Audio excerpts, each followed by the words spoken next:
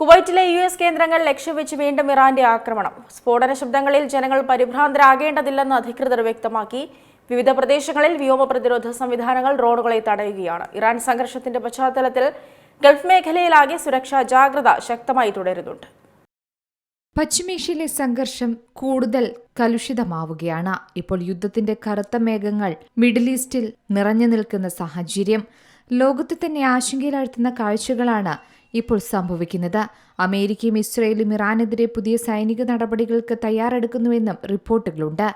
ഇത് അന്താരാഷ്ട്ര തലത്തിലും വലിയ ചർച്ചകൾക്കും ആശങ്കകൾക്കും വഴിവെച്ചിരിക്കുകയാണ്. ഈ സാഹചര്യത്തിൽ ഏറ്റവും കൂടുതൽ ആശങ്കയുയരുന്നത് മിഡിൽ ഈസ്റ്റിലെ ഊർജ്ജ സുരക്ഷയെക്കുറിച്ച് തന്നെയാണ്. പ്രത്യേകിച്ച് പേർഷ്യൻ ഗൾഫിനെയും ഹോർമുസ് കടലിടുക്കിലെയും കപ്പൽ ഗതാഗതം തടസ്സപ്പെട്ടാൽ വീണ്ടും എണ്ണവില കുതിച്ചുയരും. ഇത് ആഗോള വിപണിയിൽ ഗുരുതരമായ പ്രത്യാഘാതങ്ങൾ സൃഷ്ടിക്കും. ഇതുകൂടാതെ ഇപ്പോഴുള്ള ഏറ്റുമുട്ടൽ അമേരിക്കയും ഇറാനും തമ്മിലുള്ള നേരിട്ടുള്ള യുദ്ധമായി മാത്രം ഒതുങ്ങാനും ഇടയില്ല. കാരണം Israel, Lebanon, Syria, Iraq, Yemen തുടങ്ങിയ മേഖലകളിലെ വിവിധ സായുധ ഗ്രൂപ്പുകളും ഈ സംഘർഷത്തിലേക്ക് എത്താനും സാധ്യതയുണ്ട്. അങ്ങനെ സംഭവിച്ചാൽ പശ്ചിമേഷ്യയിൽ പതിറ്റാണ്ടുകൾക്കിടയിൽ ഏറ്റവും വലിയ പ്രാദേശിക യുദ്ധത്തിന് സാഹചര്യം ഒരുങ്ങുമെന്ന് തന്നെയാണ് നിരീക്ഷകരും പറയുന്നത്. എന്നാൽ ഇപ്പോൾ സംഘർഷം ഒഴിവാക്കാൻ നയതന്ത്ര ഇടപെടലുകൾ ശക്തമാണ്. സൈനിക നടപടി സ്വീകരിക്കുന്നതിനു പകരം ചർച്ചകളിലൂടെ പ്രശ്നപരിഹാരം കണ്ടെത്തുകയാണ് പ്രധാനമായും എല്ലാവരും കാണുന്ന മാർഗം. ചുരുക്കത്തിൽ അമേരിക്ക-ഇറാൻ ബന്ധം വീണ്ടും അതീവ നിർണായക ഘട്ടത്തിലൂടെ കടന്നുപോകുകയാണ്. ഇതിന്റെ ഭാഗമായി കുവൈറ്റിലെ US കേന്ദ്രങ്ങൾ ലക്ഷ്യവെച്ച് വീണ്ടും ഇറാൻ രംഗത്ത്.